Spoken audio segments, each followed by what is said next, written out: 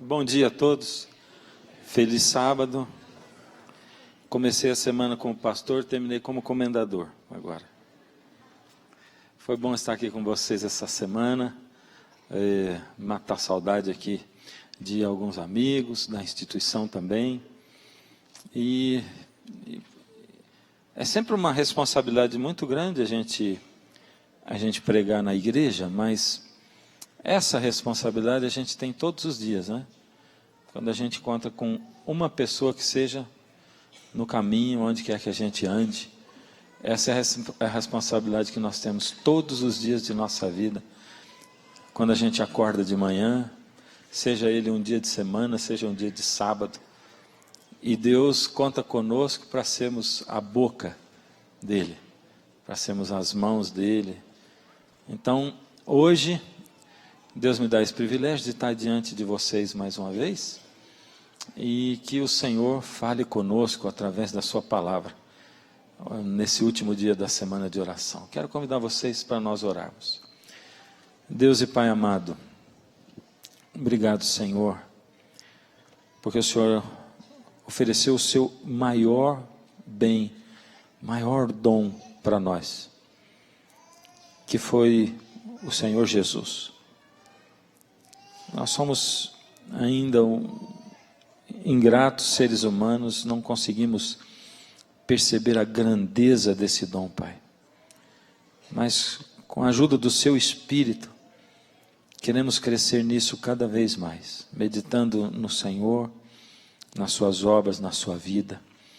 Mais uma vez paramos aqui para escutar o que o Senhor tem para nos dizer. Então, por favor, Pai, fica conosco e abre a nossa mente para ouvirmos a Sua voz, em nome de Jesus. Amém. Romanos 8, 28. É o texto inicial de hoje. Texto conhecido. Sabemos, vamos ler junto comigo? Sabemos que todas as coisas para o bem daqueles que amam a Deus, daqueles que são chamados segundo o seu. Vamos ler de novo? Vamos lá, caprichado? Sabemos que todas as coisas cooperam para o bem daqueles que amam a Deus, daqueles que são chamados segundo o seu propósito. Amém? Você acredita nessa palavra? Sim ou não? Acredita? Eu quero ouvir a igreja. Acredita ou não? Sim. Amém. E é isso que acontece na sua vida, de acordo com o que está escrito aqui? As coisas que têm acontecido com você assim? Sempre assim? Sim ou não? Oi? Hã? Ficou uma resposta diferente da primeira, não ficou? O que é que você acha? Eu gosto de pensar assim nessa diferença que a gente tem entre a teoria e a realidade. E eu fico muito preocupado com o que a gente ensina, por exemplo, para as crianças. A gente traz as crianças para a escola sabatina, e o que a gente conta para eles a respeito de Jesus? Quem foi Jesus?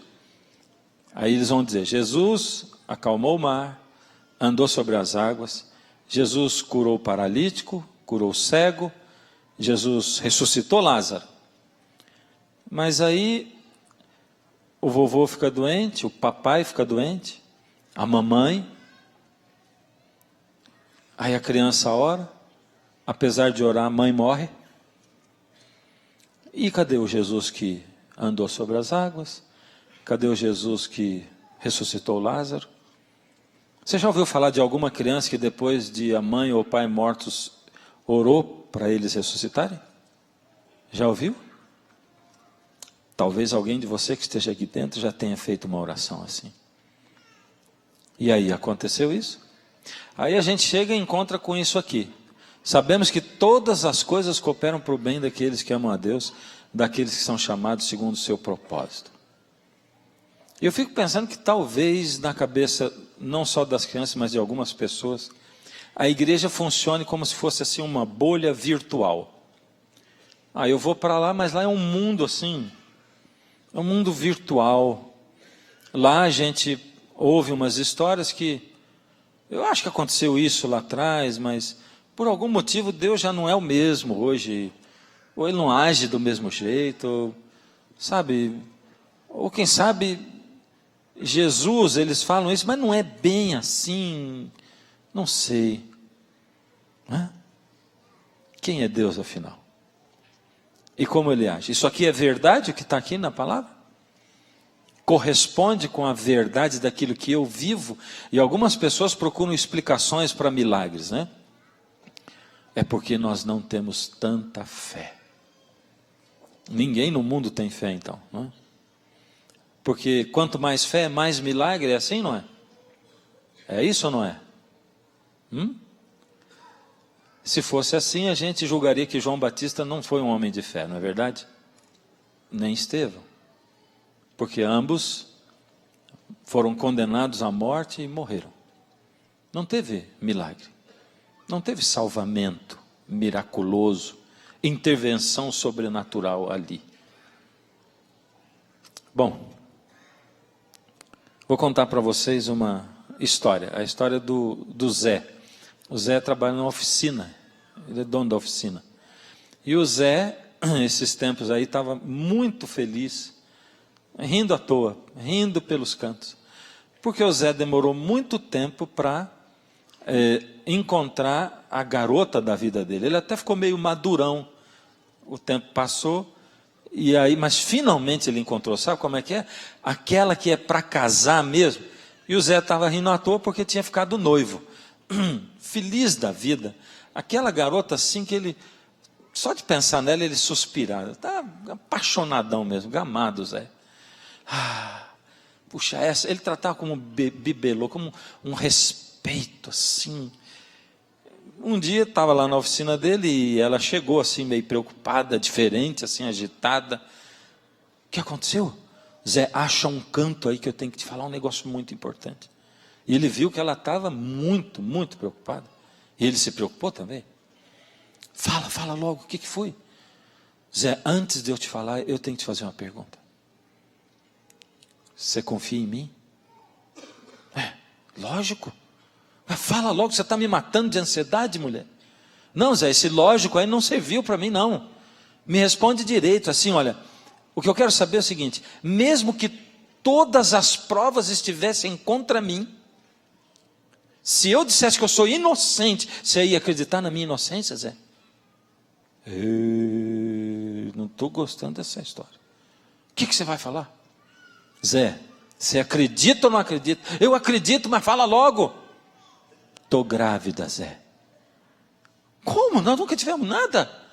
Não, Zé, fica tranquilo. Zé, apareceu um anjo lá no meu quarto e me disse que eu ia ficar grávida. Estou grávida, é assim. Você ia acreditar nessa história? Ia ou não ia? Eu não ia acreditar. Não dá para acreditar. E o Zé não acreditou também, porque foi assim que o José ouviu a Maria dizer que ela estava grávida. Grávida de Jesus. Olha só o que diz aqui no Mateus capítulo 1, verso 18. Ora, o nascimento de Jesus Cristo foi assim. Estando Maria, sua mãe, desposada, noiva, por causa do voto nupcial daquela época, com José, sem que tivesse antes tido relações sexuais, achou-se grávida pelo Espírito Santo. Mas José, seu esposo, sendo justo e não a querendo difamar, resolveu deixá-la secretamente. Olha só o que ele planejou. É porque ele não conseguiu engolir aquela história. Não dava para acreditar naquilo. O José ouviu aquele negócio. Ao mesmo tempo tinha assim, ele confiava na Maria. Ele sentiu o olhar de pureza dela, a pessoa que ela era. Era muito impressionante. Por isso, não dava também simplesmente para abandonar a Maria, para deixar a Maria. Então, ele planejou uma coisa. O que o José planejou? Aqui diz o seguinte, verso 20. Enquanto ponderava nessas coisas, eis que lhe apareceu em sonho um anjo do Senhor, dizendo, José, filho de Davi, não temas receber Maria, tua mulher, porque o que nela foi gerado é do Espírito Santo. O José pensou, eu vou deixar a Maria. Por quê? Porque assim, eu abandono a Maria, e aí ainda eu levo a culpa. O povo vai dizer assim, esse José é sem vergonha. Olha o que ele aprontou com a Maria, ainda foi embora, deixou ela aí com a criança. Mas enquanto ele estava pensando nessas coisas, quem que apareceu para ele? E aí disse para ele, olha, o que foi gerado nela é de Deus. Será que o José acreditou agora? Sim ou não? Sim ou não? Sim, ele ficou, ele não foi embora. Ele assumiu o bebê.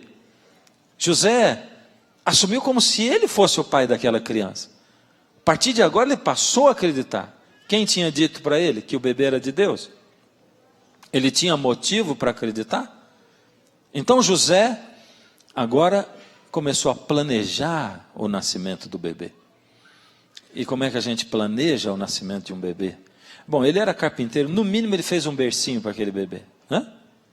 Um bercinho. Também José planejou com o dinheiro que ele tinha contratar a melhor parteira que ele podia pagar. Planejando já.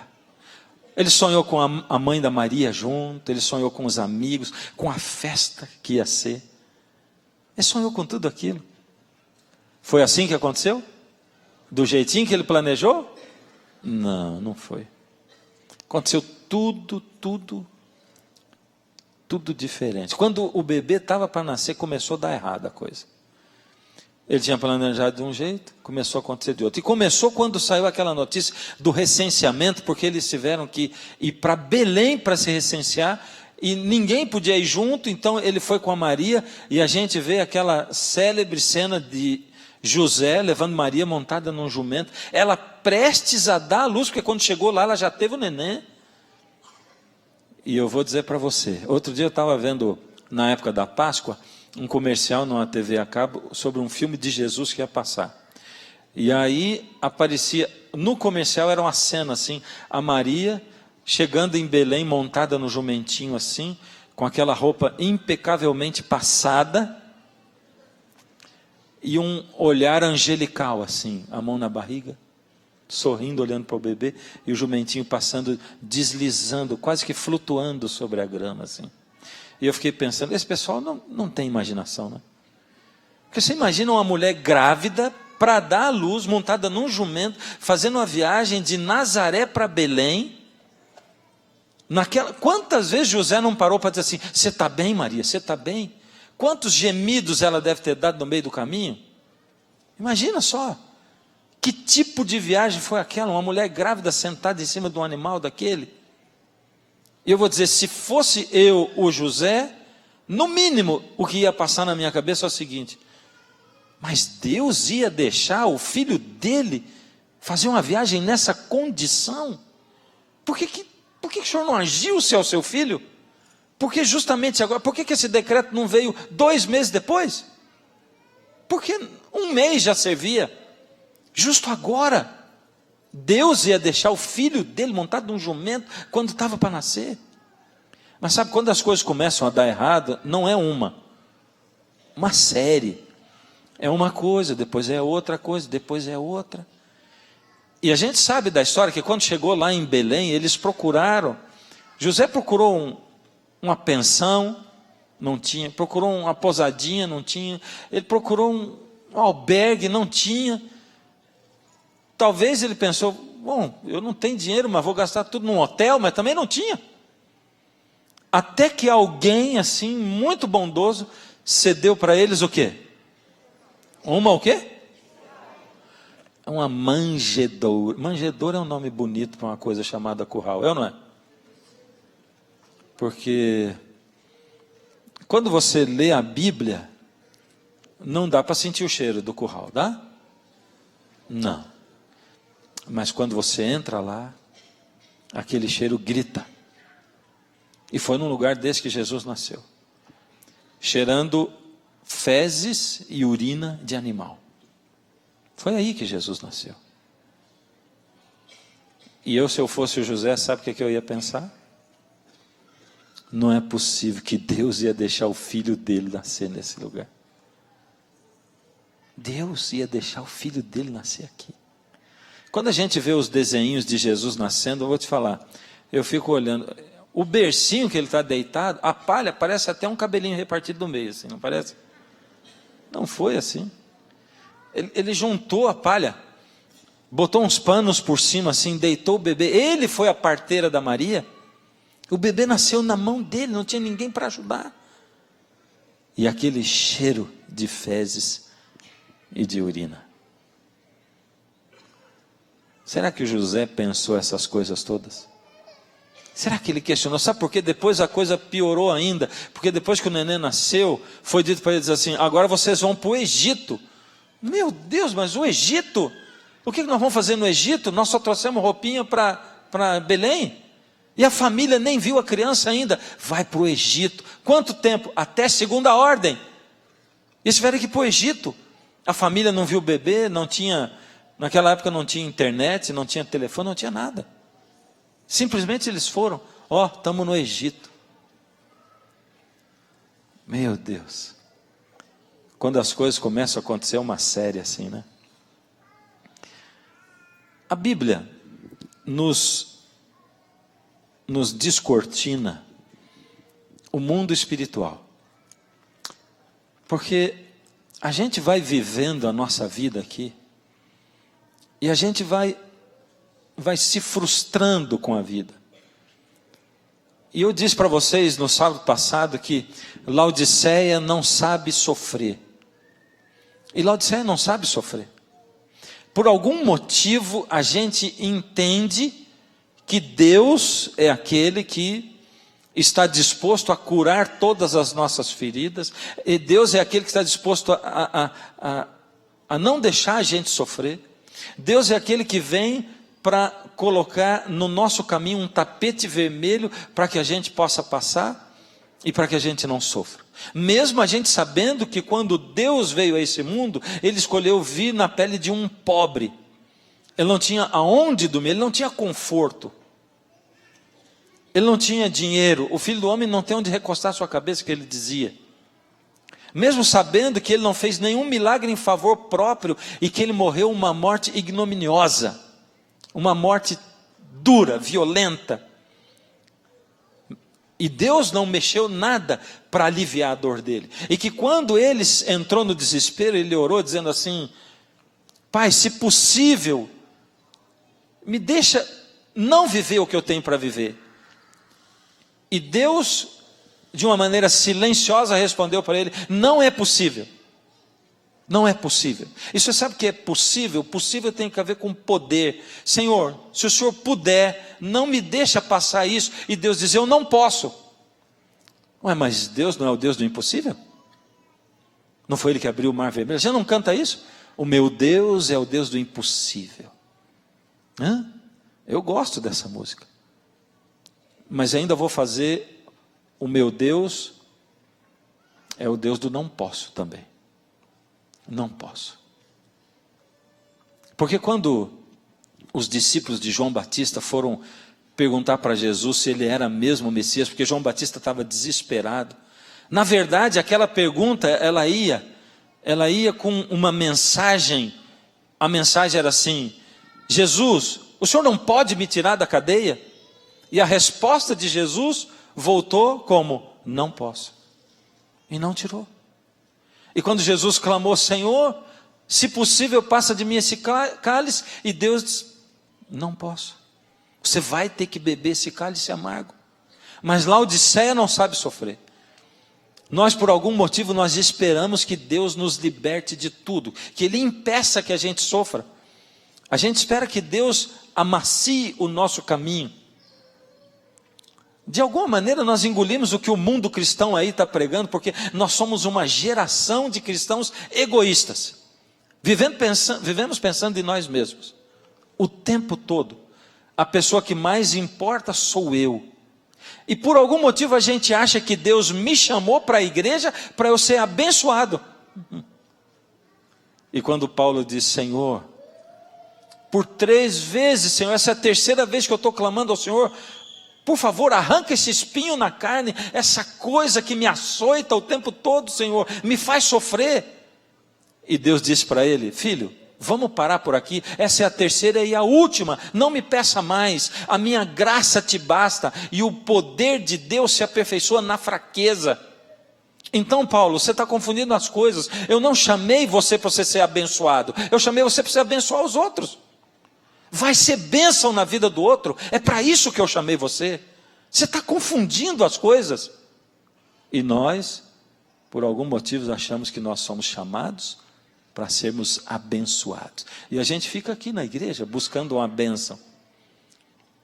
E é por isso que quando a mensagem algumas vezes vem dura, alguém ainda diz: poxa, a gente já sofre a semana inteira, a gente carrega um fardo duro, vem na igreja para receber um alívio. Olha aí, você vem na igreja para receber o alívio? Então talvez você devesse ir em outra congregação. Porque num lugar onde do púlpito se fala o que Deus quer falar, num lugar onde quem prega pergunta antes: Senhor, me dirige aonde o Senhor quer? O que o Senhor quer dizer? Muitas vezes Deus vai dizer palavras duras. Muitas vezes Deus vai chacoalhar, vai sacudir, vai botar o dedo na ferida. Muitas vezes Ele vai fazer isso. Agora, na Bíblia, a gente nem imagina o que estava acontecendo no mundo espiritual enquanto José e Maria estavam ali. Porque existe todo um mundo espiritual enquanto a gente está aqui, é ou não é?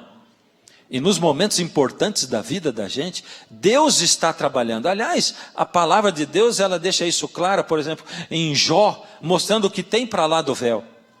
E aqui, na história de Maria e de José, nos é revelada a outra história da manjedoura, que a gente não pode ver, mas que a Bíblia descortina. O que estava acontecendo no mundo espiritual enquanto José e Maria estavam com o jumentinho indo lá para Belém? O que estava acontecendo enquanto eles procuravam o lugar? O que estava acontecendo? O que estava acontecendo? Em Apocalipse capítulo 12, Deus desvenda o que acontecia nesse mundo espiritual. João diz assim: eu vi um dragão grande, vermelho, poderoso, uma cauda tão poderosa, capaz de derrubar 1/3 dos anjos do céu. O próprio João declara depois que esse dragão é a antiga serpente, o diabo, Satanás. João viu Satanás, e ele diz: esse dragão veio perseguindo uma mulher grávida, prestes a dar à luz um filho homem. Ele parou na frente dela, porque quando o bebê nascesse, ele ia devorar esse bebê. Essa é a cena do nascimento de Jesus.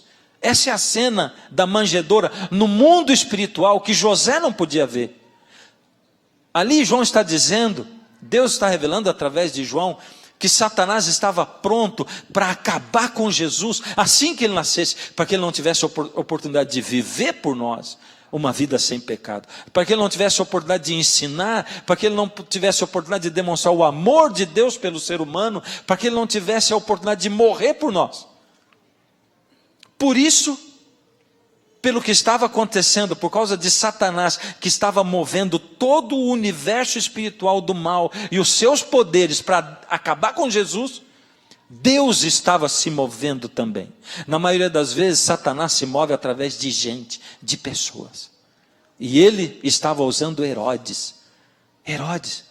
Por isso Herodes disse para os magos do Oriente: vocês vão, e quando vocês encontrarem o menino, voltem e me digam, porque eu quero ir adorá-lo.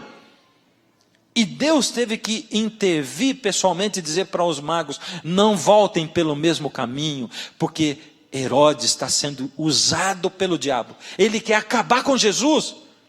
Vão por outro lado. Porque Deus sabia que Herodes queria matá-lo. E é por isso que Jesus teve que sair de Nazaré, porque era muito perto de Herodes. É por isso que eles tiveram que ir para Belém. Por isso que quando eles chegaram em Belém, ele não podia nascer numa pensão, num hotel. Não podia ter registro do nascimento de uma criança dentro de um lugar desse, porque Herodes ia pegar. Ele teve que nascer num lugar retirado, numa manjedoura, porque Deus estava libertando Jesus de ser morto, perseguido, e por isso ele teve que ir para o Egito, porque Deus sabia que quando Herodes não encontrasse, ele ia mandar matar todos os recém-nascidos? E Deus estava agindo, Deus estava fazendo um exercício para fazer cumprir o que Ele diz, para que todas as coisas contribuam para o bem dos que amam a Deus. E a Bíblia não diz se José questionou o que eu questionei. Mas se ele era um ser humano normal, provavelmente, a dúvida passou na cabeça dele. E quem sabe José deva ter pensado assim: puxa, mas eu fui acreditar nessa história, mas eu acreditei porque quem contou para mim essa história? Quem contou? O anjo contou? Contou ou não contou? Não, não contou. O anjo não contou. Foi o anjo que falou para ele? Você leu o que diz ali? Olha o que diz aqui. Verso 20. Enquanto ponderava nessas coisas, eis que lhe apareceu em sonho um anjo do Senhor. O anjo não apareceu pessoalmente. Foi um sonho. Mas ele apareceu no sonho. E você acredita nos seus sonhos? Olha, se eu fosse o José, talvez ia passar na minha cabeça assim: mas eu fui bobo mesmo. Veja só, eu apaixonado pela Maria, a Maria me conta aquela história do anjo, diz que está grávida, eu não consegui nem dormir, fui pegar no sono lá pelas 5 da manhã, e quando eu dormi, sonhei com o quê? Com o anjo da Maria, lógico. Só podia ser. E eu fui acreditar nessa história. Sabe, queridos, o tempo todo Deus está trabalhando no mundo espiritual para fazer se cumprir essa promessa de Romanos 8, 28. Para que todas as coisas contribuam para o seu bem.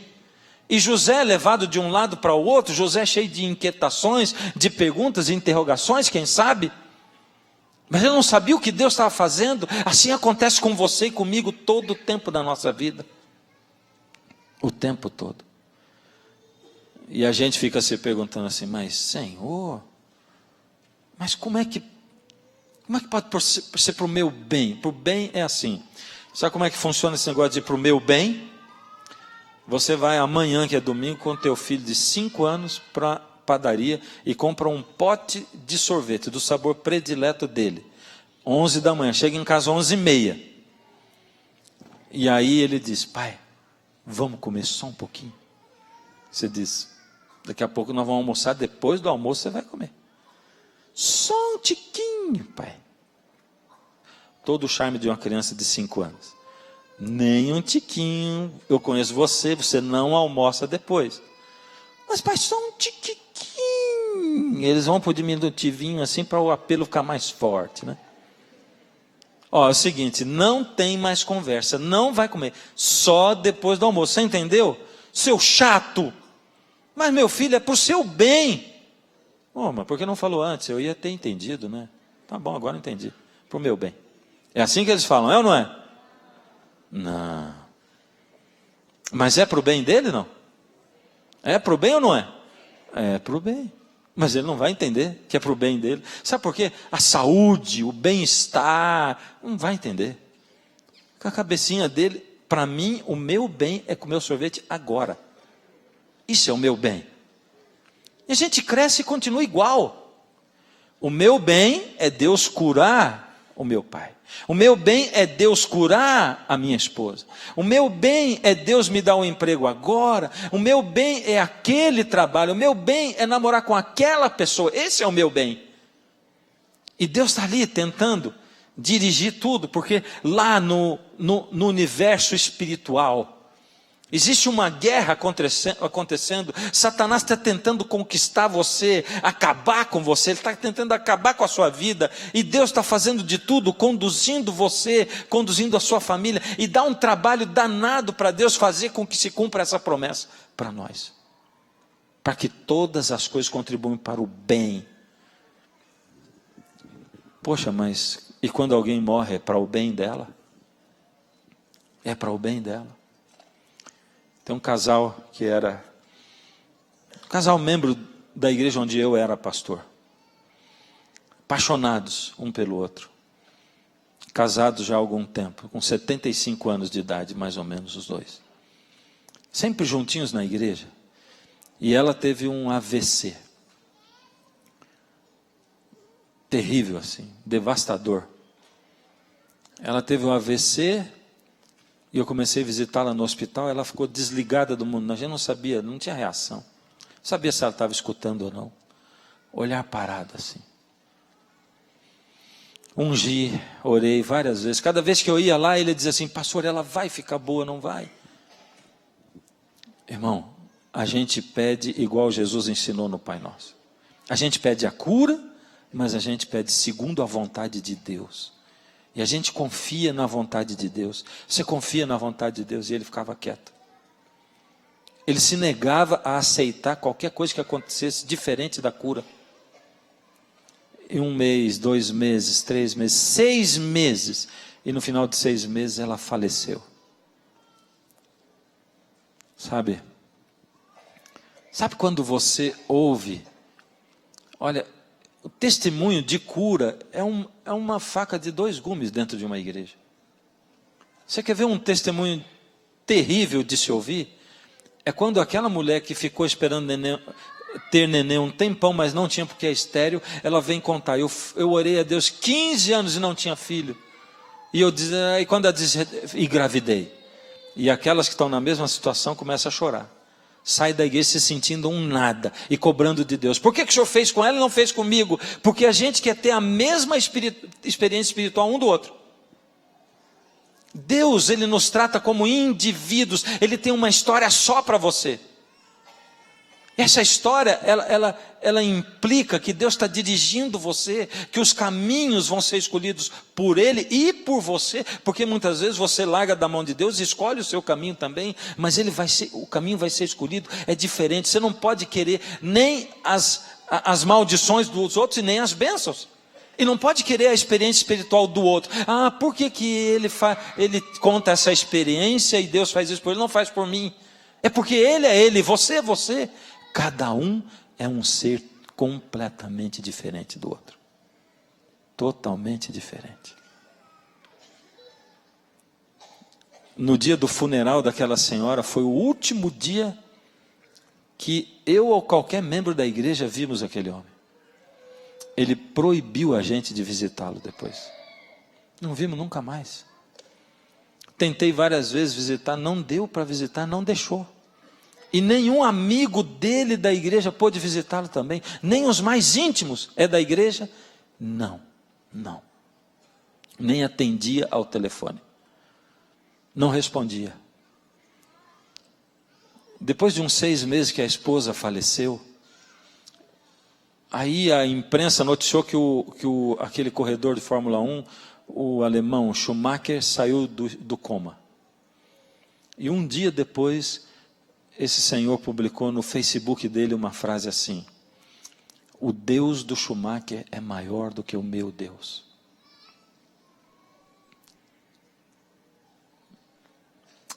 É fácil a gente se assustar com essa frase, não é? Mas você já sentiu isso? Já pensou isso alguma vez?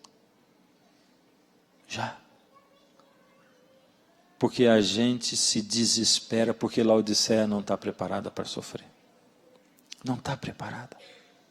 Sabe, se Deus tiver que escolher entre salvar você de um acidente, mas te dar a vida eterna, ou deixar você morrer no acidente, entre salvar você do acidente, você perder a vida eterna, ou deixar você morrer no acidente e você ganhar a vida eterna, Ele vai deixar você morrer, mas ganhar a vida eterna. Mas é que a gente não quer vida eterna. Sabe o que Jesus disse para o jovem rico? Vai, vende tudo que tem, dá o dinheiro aos pobres, e quando você fizer isso, você vai estar depositando o seu dinheiro no banco do céu. Quem quer saber de ter dinheiro no banco do céu?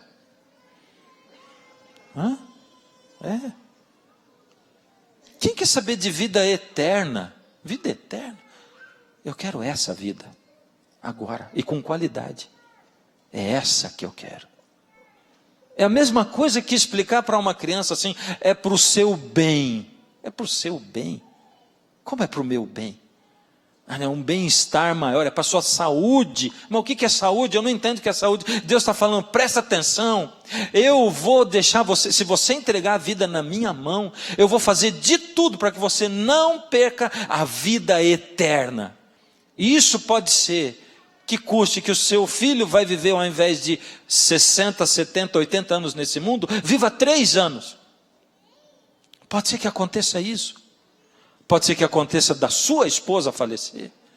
Pode ser que aconteça de você ter uma doença e ter que carregar essa doença. Sabe aquela que você olha para os outros e diz assim, meu Deus, eu nunca seria capaz de viver ou de conviver numa situação dessa. E você vai ver que você é capaz sim de conviver. Porque o inimigo está o tempo todo tentando prejudicar você. E Deus o tempo todo articulando para tirar você dessas situações. E para colocar você em vida eterna. Sabe o que é vida eterna? Eu não sei. Eu não sei. Não tenho como te explicar o que é vida eterna. Mas eu acho que a coisa que chega mais perto de alguma explicação que eu já vi é um hino que tem. Esse hino é um hino do Inário, chama Preciosa Graça. Quando eles fizeram a tradução desse hino do inglês para o português, eles não traduziram uma frase que para mim é a frase mais maravilhosa dessa música. Eu ainda vou, com a graça de Deus, escrever uma letra de um hino com essa frase, que diz assim: e depois, quando a gente estiver lá, mais ou menos assim, e depois quando a gente estiver lá no céu, durante 10.000 anos, louvando a Deus na presença de Deus, no momento, eu vou parar, olhar para trás, e vou dizer, a eternidade só está começando. Sabe como é que é? Depois de 10.000 anos, louvando a Deus na presença dEle, você parar e dizer, a eternidade só está começando. A gente nem sabe o que é 10.000 anos. Não. Alguns de nós sabem o que é 52, como eu. E passou rápido. 52 passou muito rápido. Muito. A vida é curta. E Deus deixa a gente aqui sentir o gosto de ter o vento no rosto. O gosto de uma comida gostosa. O gosto de um abraço bem apertado. De um carinho. De uma amizade sincera. O gosto de momentos muito felizes na vida da gente. E sabe, esses espinhos no caminho, eles ajudam a gente a purificar. De certa forma, eles ajudam a gente a não gostar demais desse mundo aqui. Ajudam. Sabemos que todas as coisas cooperam para o bem daqueles que amam a Deus, daqueles que são chamados segundo o seu propósito. Sabe como eu traduzo isso aqui? Eu traduzo assim: quando você entrega a sua vida na mão de Deus, mesmo que pareça que tudo está dando errado, na verdade sempre tudo está dando certo. Tudo. Senhor, não estou entendendo por que está acontecendo, mas tudo bem. Me ensina. E algumas vezes Deus vai ter que ensinar a gente a cantar e chorar ao mesmo tempo. Já cantou e chorou ao mesmo tempo? Já cantei e chorei ao mesmo tempo. Não é fácil, não é? Não é fácil. Mas a gente é capaz de fazer isso, sabia? Eu vou terminar contando uma historinha. Tem uns amigos, e que a avó desse meu amigo está com 96, 97 anos. E sabe, quando alguém chega com 96, 97 anos, acontece que começa a ver, às vezes, filhos falecendo. E foi o que aconteceu. Faleceu a filha mais velha dela. E eu encontrei com esse meu amigo depois de um tempo e disse, como é que foi contar para a vovó que ela morreu? Ele disse, rapaz, foi duro. Primeiro porque a gente teve que esperar um momento que estava toda a família junto, que ela estava muito feliz, porque dela estava emocionalmente forte. E foi duro estragar a felicidade dela. Tão feliz. E a gente contou. Quando a gente contou, ela baixou a cabeça, as lágrimas escorreram, e ela disse: me ajuda a levantar. Vó, você está bem, vó? Estou bem, me ajuda a levantar. Eu preciso ir para o meu quarto. Mas você vai para o quarto, vó? Eu vou para o quarto, me deixa um pouco sozinha no quarto. Mas vó, você vai ficar sozinha no quarto? É, sozinha. Eu preciso cantar um hino, porque senão eu vou morrer. E disse: você não imagina que do lado de fora a gente ouvia a vozinha dela cantando. Eu preciso cantar, porque senão eu vou morrer.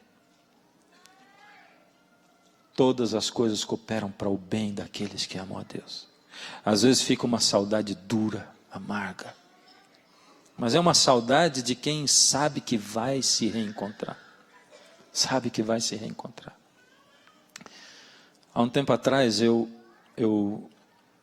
convivi com uma pessoa que se tornou meu amigo, que foi o Milton Souza, que foi diretor da Novo Tempo.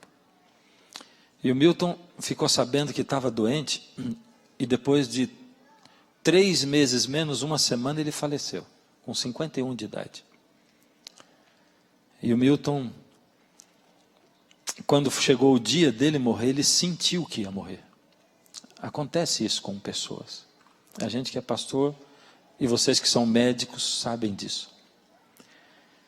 Naquele dia, o Milton chamou para dentro do quarto dele as 2 filhas casadas e a esposa. E ele disse um discurso mais ou menos assim: eu não sei mais quanto tempo eu vou estar aqui com vocês, mas eu quero dizer um negócio para vocês. No dia que Jesus voltar, quando ele der aquela palavra de ordem, a minha sepultura vai se abrir e eu vou ressuscitar. A primeira coisa que eu vou fazer vai ser procurar vocês e os meus netos. Então eu quero pedir um negócio para vocês. Não pense que Deus foi injusto de me deixar viver só até os 51. Deus foi muito justo e Ele fez muita coisa boa por nós. Lembra das coisas boas.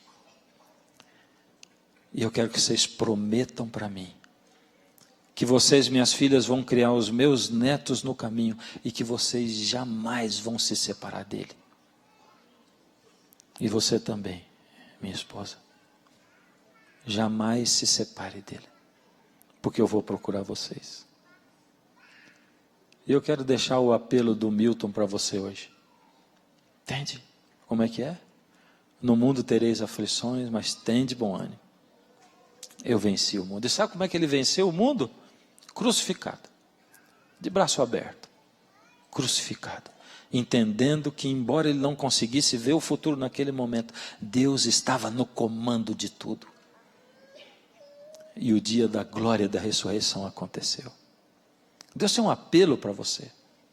O apelo dele é o seguinte: você só vai conseguir entender os planos de Deus para a sua vida, e que eu estou fazendo o melhor possível, estou escolhendo o que você escolheria se você pudesse. Você só vai entender se você confiar em mim, e para confiar em mim, você tem que se aproximar de mim. Por isso que durante essa semana, o meu alvo foi ensinar você a ser amigo de Deus, amiga de Deus. Isso. Porque sem isso aqui você não consegue mais nada. Isso é indispensável. Nada mais. Só isso. Esse é o seu combate. É a sua batalha.